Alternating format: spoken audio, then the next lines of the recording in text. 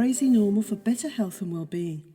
I'm a psychotherapist, author, and founder of Rapid Core Healing, Emotional Mind Integration, PTIT trauma recovery, and a family constellations practitioner in promoting better ways of working with the mind.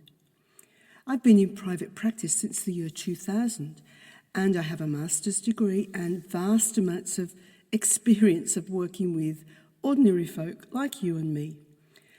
And I am inspired to dispel myths and lay out facts about your mind and mental health. And I'd like you to join me in an exploration of what it is to be a crazy normal like me, only to do it in your own way so you can be free to be you.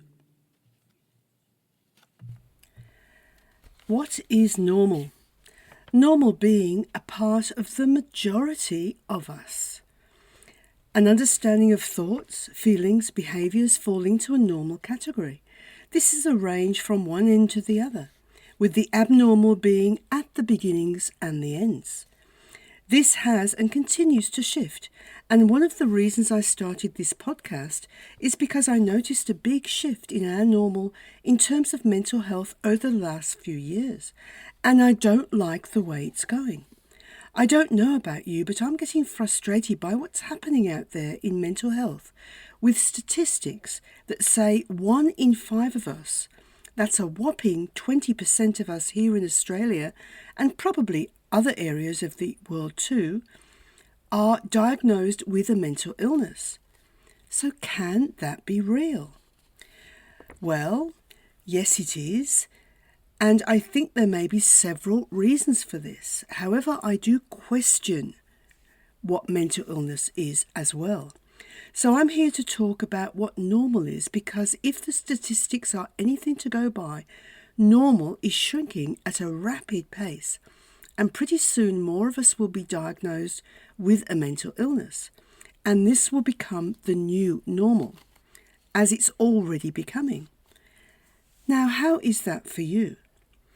With what we may have thought of as normal becoming really foggy, and I'd like to see if there is another normal that we can adopt for now and into the future, that I and a large percentage of the population are happy to belong to, the crazy normal. While I know mental illness is real and does need to be assessed, and if that's you or somebody you know, you or they need to have the help that you need to manage it. So take the help, absolutely. But what I don't understand is why it's rising so much. Is there something in the air, or the water, or our food, or society?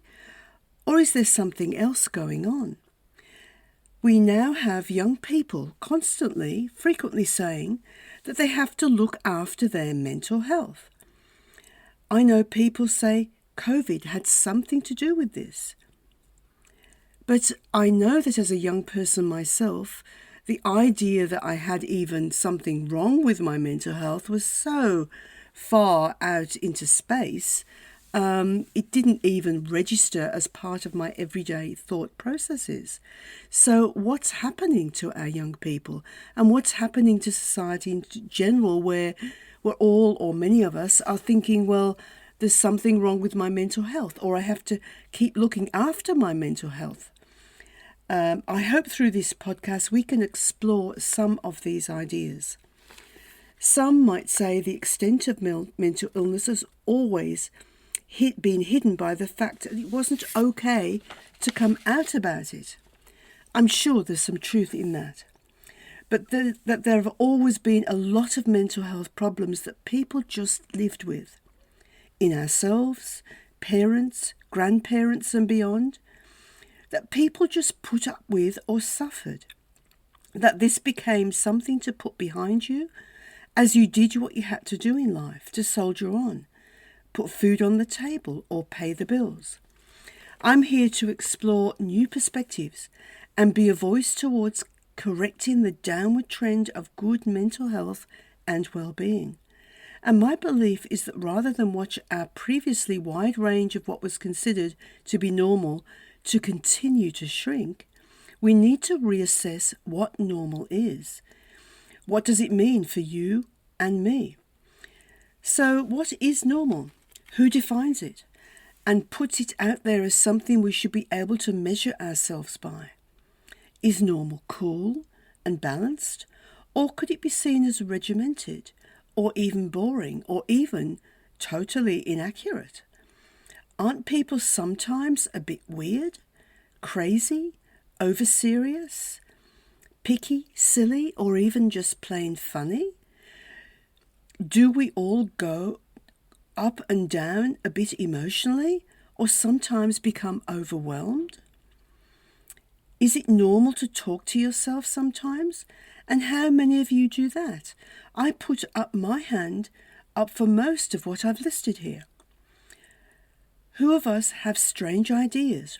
Ideas that sometimes make you want to laugh at yourself. I have. I'm often laughing at what comes into my head. So how would it be if we didn't do any of these things? Didn't have our sometimes wacky ideas, or felt we had to hide them even? This is what I call the crazy normal. This is a place where we can explore what being part of the crazy normal is.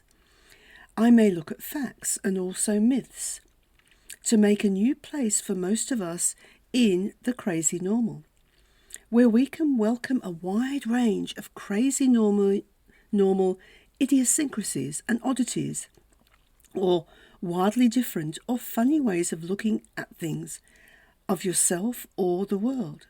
For me, as long as there is no harm to yourself or others with what you do, and what you do is just a quirky part of your personality or the way you think or feel, it probably passes the crazy normal test. I'll share information about the brain and the mind and how this affects your body and health, and how you can create your reality both positively and negatively. I came from England a long time ago, where there was a saying that said, "There's nowt crazier than folk," meaning there's nothing crazier than people. How true is that? How many times have you actually watched a film that is of a true story and it's been so wildly, unrealistic in a sense, like hard to imagine that it could really happen, but truth really does seem to be stranger than fiction a lot of the times. Look at what's happening in the world right now. So Crazy Normal is a place where we can explore many things and accepting our crazy part of who we are with all the rest. We live in a crazy world, and if we don't watch out, we can become frustrated and depressed. Each week I will dive into different areas of our crazy normal. I will cover, but not necessarily in this order, some of the following ideas. Boundaries, healthy boundaries, what are they? Yes, all of those kinds of things. Relationships, mental health, mental illness, keeping your body and mind well. The idea of affirmations, do they work? Great if they do, but many people struggle with this, so I will explore how to make them work better for you. Sabotage patterns, what we have the power over and what we don't.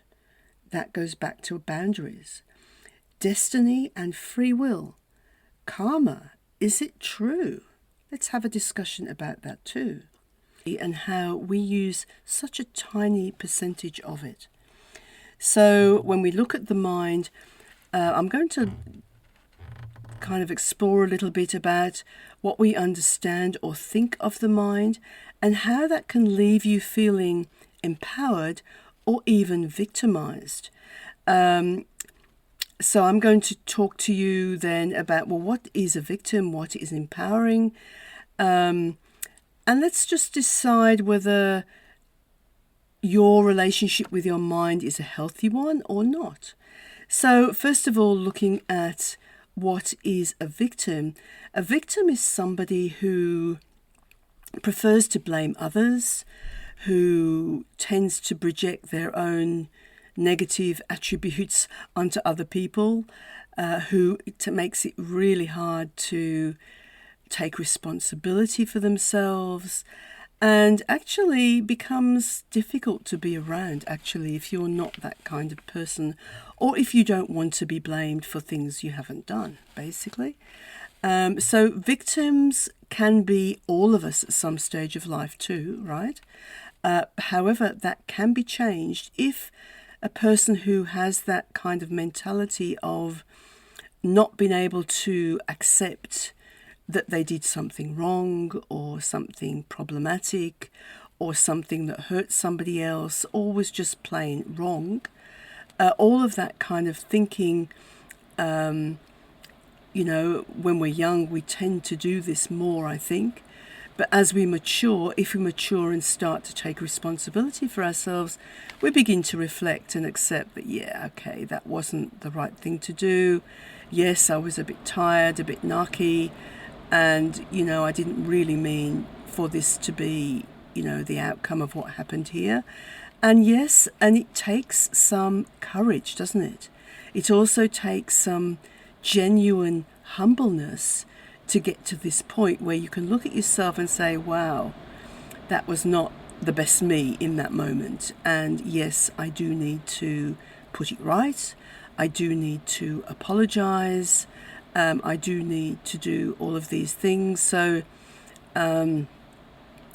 so that is really how we transfer from being a victim to being, an adult, wise, mature person that's easier to live with, actually, right? So I guess, we've all probably been on both ends of this. And I probably was a victim in my younger years. I like to think that mostly I'm not now. But, we're all humans, so we might go in and out of that a little bit from time to time and then readjust ourselves as we go along. So I guess the point is here that there's lots of space for change, right, in each of us. So I guess it's up to you to decide what your preferred relationship with your mind is, and if it makes you happy, right, and it doesn't harm anybody else, that's what I call a healthy state of mind. If it makes you complaining, unhappy, feeling like you're being picked on all the time or life's not fair, that's obviously not a good place to be. Is that real, or is that just your perception? All these kind of things are to be looked at. Okay, so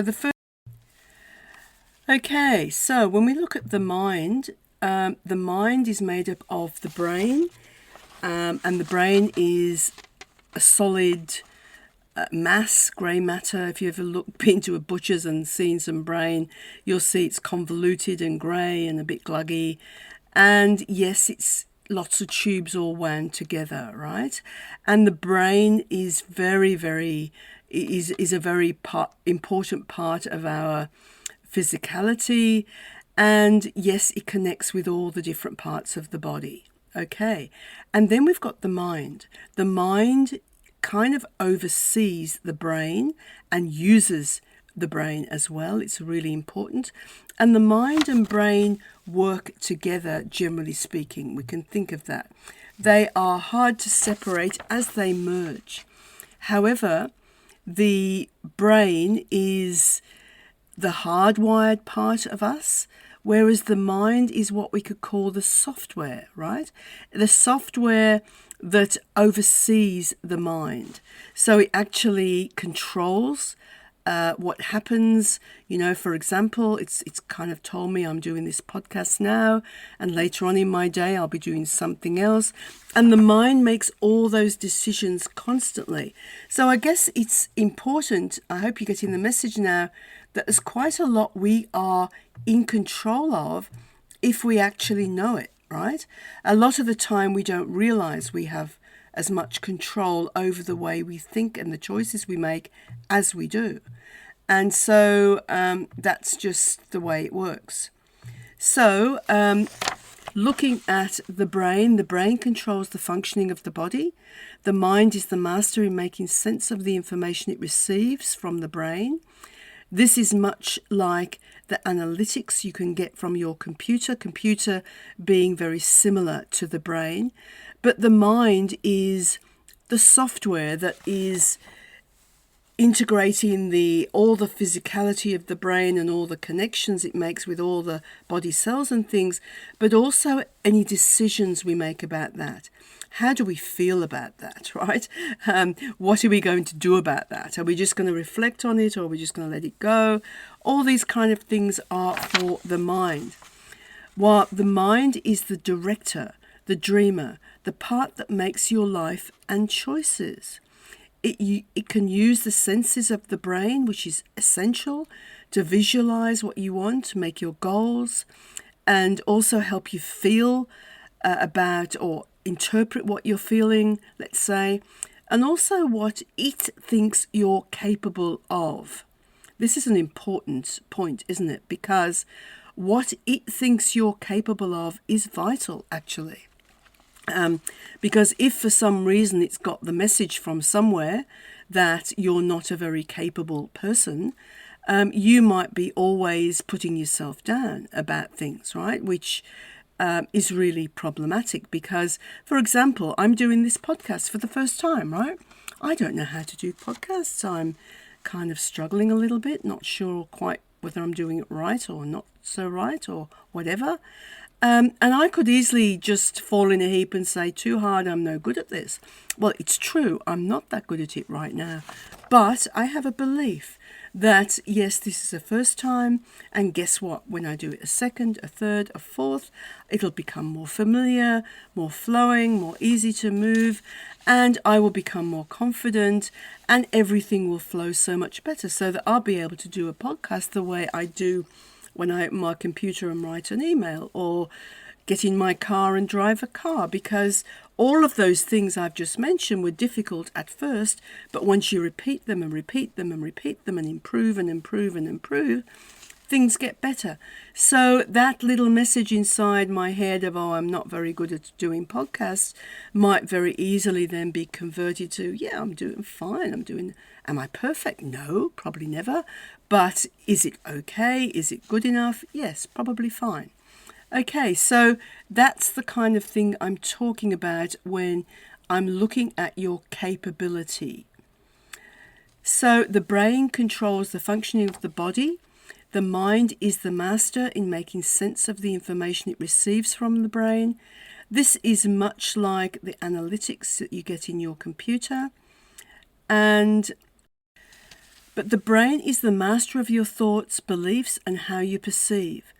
What do I mean by that? Imagine 10 people at a barbecue. Each will probably take away their own view of what happened at that event. So how can this happen? They were all at the same place at the same time, witnessing the same thing. Well, perception feeds off your former experiences of life. These create beliefs, thoughts, and your expectations, and are a big contributor to how we see things, how we perceive things, how we make meaning of things. Also your emotional and physical state at the time of being there has a huge impact on how you perceive it. If your health is good, or if you're really tired, if you've got a headache, what's going on in your life, your family, your relationships, your work, your health, and so on, all of these things will filter how you experience what happens at that barbecue, okay? And so each of us may experience the same event differently. The mind perceives and makes meaning. The mind connects information from the brain to perceive how we see ourselves, the world, and make sense of it. That's what it does. That's its job.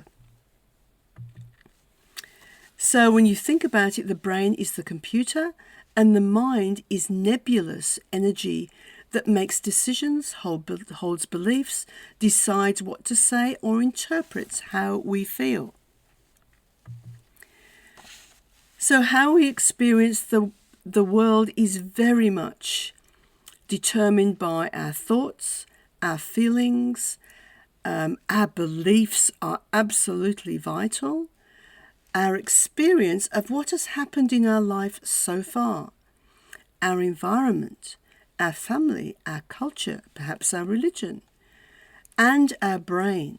So all of these things are going to affect how we experience our world. And so, for example, if you've had a pretty hard life up to now and things haven't gone so well, you might have a little mask or a little belief system filtering everything that says the world is a scary place and I can't trust anyone.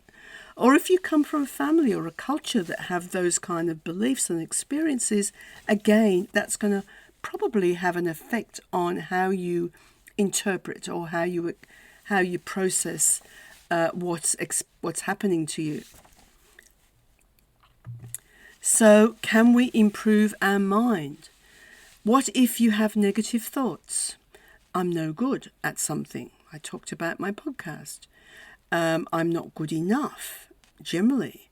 I'm not very clever. All of these thoughts will have an impact on how you view yourself and the world and what you choose to go into or not. Now, one model of the mind which is very, very useful to look at, I believe, is the fact that the mind is composed of conscious and subconscious matter. You've probably heard about the conscious and the subconscious before, but if I ask you just a straight question, you're listening to this podcast, how much of your mind is conscious? How much of it is subconscious? Just make a little tally in your mind. You don't have to tell anybody. Nobody's going to ask you. But just make a little number. Well, in the older days, in the 2000s, let's say, it used to be thought that we were 20% conscious, about 80% subconscious. Now, with neuroscience development and lots of research and findings, they found that actually it's way lower than that. 5% conscious to about 95% subconscious. So that is quite a huge statement, right? Because a lot of what you think, do and feel is coming from your subconscious mind rather than your conscious mind. And so when you find yourself acting automatically or defensively or whatever it is you're doing without even thinking, that all comes from your subconscious mind. Now, neuroscience says we can change a lot, right? Your beliefs become your choices. What you notice is what you create, right? And the brain is not set in concrete. It's actually neuroplastic, malleable and changeable.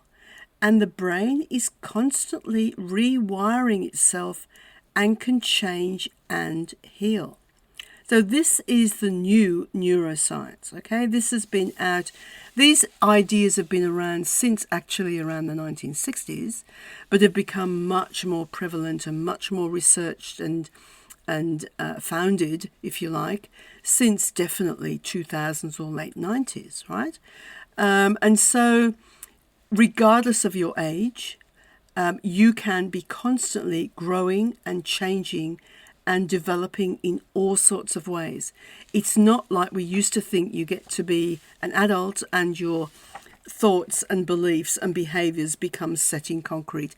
It's actually not true, okay?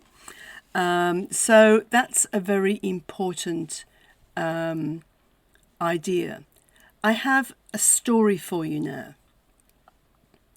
And this story is what I call a metaphor for life. This is set in the outback in Australia on a farm.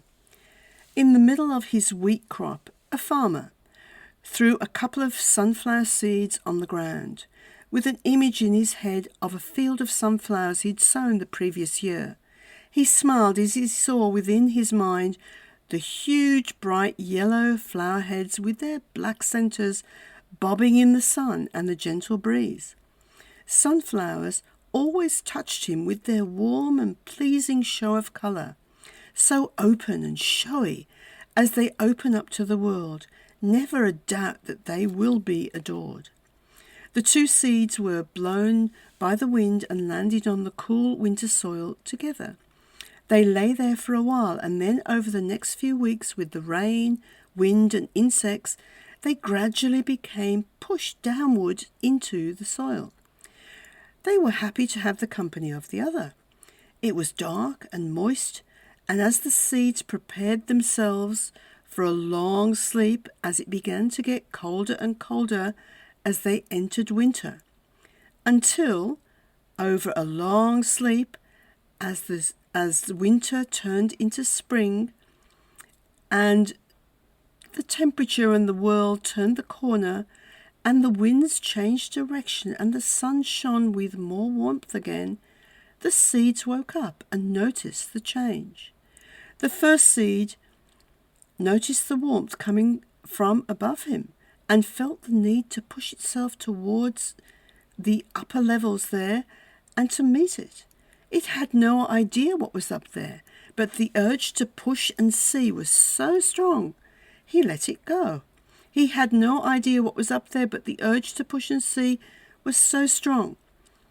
He then noticed another urge to push downwards as well. Again, he had no idea what could be down there, but again this urge and his curiosity was so strong, they took over, and he allowed his inner forces to extend downwards as well. The other seed was also noticing inner forces pushing inside him as well. But when he looked up, he was scared. He didn't know what was up there, and he didn't want to know either. It was all too frightening for him. He felt the urges and curiosity too, but his fear was even bigger. He clamped himself up on the inside and held on tight. He wasn't going anywhere unless there was some guarantees that it would be okay. The first seed pushed its roots out into the air and took a clean, fresh breath of air. Its roots had gone deep into the ground, providing good, strong anchors. The plant felt its growing strength. The second seed used all of its energy to hold onto itself and resist the inner pushes and pulls, and to clamp down and dampen his curiosity. A few weeks later, the first seed had reached its full height and was to be found surveying his landscape with pride. The crop around him was growing, but the sunflower was taller and got the best view and looked absolutely magnificent in the middle of the field. The second seed remained in its hole until one day it was dug up by a little marsupial and carried off to its nest, where he fed it to its baby. The seed was no more. So that's an interesting little metaphor, which I call a metaphor for life, because it shows how to live life fully, you do have to just go with a gut feeling. Give things a go. Test it. See if it works. See what happens. How else are we going to grow into the magnificent beings we could be, right? Or we could, of course, just hide in a little hole and keep ourselves small and safe. And by the end of our life, how will you feel? Will you feel that you have made the most of your life, or would you feel that perhaps you've missed out a bit? And something I didn't share with you before about the mind and the brain comes to my mind here now, is that even though we've all got the same brains and the same bodies, similar, right? What makes us different from the other? It's our mind, right? It's our inner essence, that thing that makes me, and you, and your friend or your family is who they are. We're all basically the same tissue, but what makes us different is what lights us up, right? And that's what I call the soul, or the inner essence, or that life force that we each have as individuals. And that's what I would like to bring out much more in everyone in the crazy normal. This is really, I guess, what I'd like people to reconnect with, their inner specialness, that inner flavour of who they are. And so, look, I'm going to be closing this up now.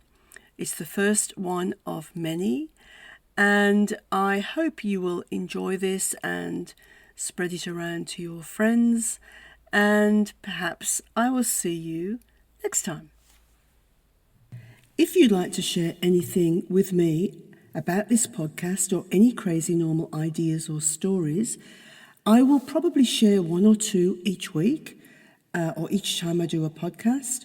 Or if you have some expertise that you feel might contribute to this podcast as a guest speaker, you may contact me through yildizsethi.com, or if you'd like to see what I offer in terms of services, you may go to rapidcorehealing.com.